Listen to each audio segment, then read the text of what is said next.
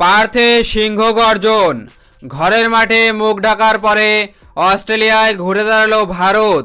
এভাবেও ফিরে আসা যায়, এভাবেও ঘুরে দাঁড়ানো যায়। টিম ইন্ডিয়া দেখিয়ে দিল সবই সম্ভব। প্রথম ইনিংসে ভরাডুবি, কিন্তু বুমরা সিরাজরা অন্যরকম কিছু ভেবেছিল।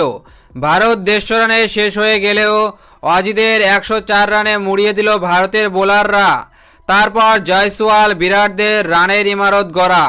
533 রানে এগিয়ে থেকে ইনিংসের সমাপ্তি ঘোষণা করে দিল ভারত।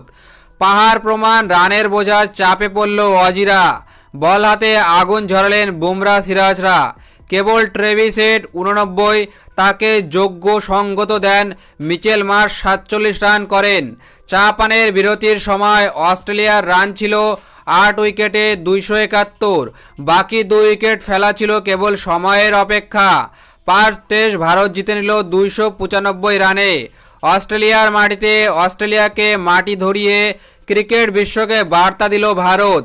প্রথম টেস্ট জয়ের পর সিরিজ জয়ের জন্য ভারত কতটা এগিয়ে গেল বলে আপনি মনে করছেন? জানিয়ে দিন আপনার মন্তব্য কমেন্টের মাধ্যমে।